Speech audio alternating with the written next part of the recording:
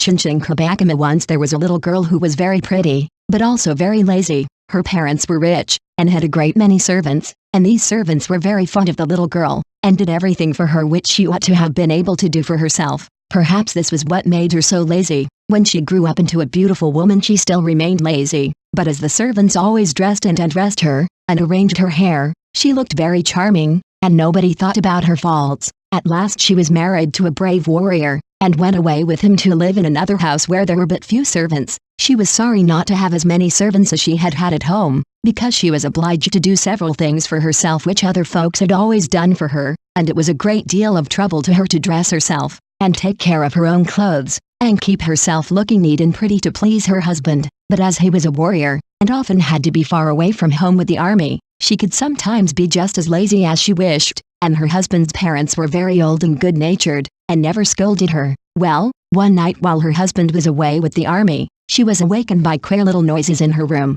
By the light of a big paper lantern she could see very well, and she saw strange things. Hundreds of little men, dressed just like Japanese warriors, but only about 1 inch high, were dancing all around her pillow. They wore the same kind of dress her husband wore on holidays, kamishimo, a long robe with square shoulders, and their hair was tied up in knots, and each wore 2 tiny swords. They all looked at her as they danced, and laughed, and they all sang the same song over and over again. Chin-Chin Kobakama, Yamofuks, equals O, Ro, a Shizumer, Heim Jimmy, Ya Tun Tun, which meant, we are the Chin-Chin Kobakama, the hour is late, sleep, honorable, noble darling. The words seemed very polite, but she soon saw that the little men were only making cruel fun of her. They also made ugly faces at her. She tried to catch some of them, but they jumped about so quickly that she could not. Then she tried to drive them away, but they would not go, and they never stopped singing Chin-Chin Kobakama, and laughing at her. Then she knew they were little fairies,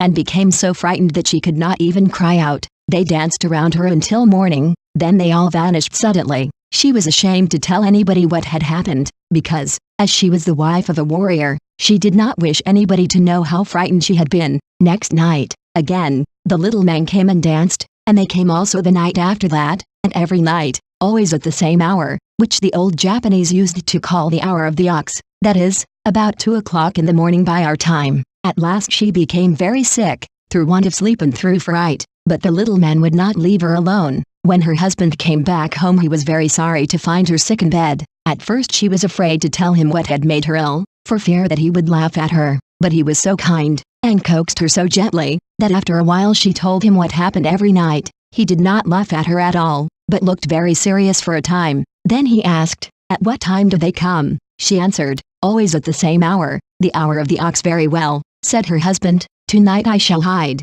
and watch for them. Do not be frightened." So that night the warrior hid himself in a closet in the sleeping room, and kept watch through a chink between the sliding doors. He waited and watched until the hour of the ox. Then, all at once, the little men came up through the mats, and began their dance and their song, Chin-Chin Kobakama, Yamofuks, equals O, Ro. They looked so queer, and danced in such a funny way, that the warrior could scarcely keep from laughing. But he saw his young wife's frightened face, and then, remembering that nearly all Japanese ghosts and goblins are afraid of a sword, he drew his blade and rushed out of the closet, and struck at the little dancers. Immediately they all turned into, what do you think? Toothpicks. There were no more little warriors, only a lot of old toothpicks scattered over the lats. The young wife had been too lazy to put her toothpicks away properly, and every day, after having used a new toothpick, she would stick it down between the mats on the floor, to get rid of it. So the little fairies who take care of the floor mats became angry with her, and tormented her.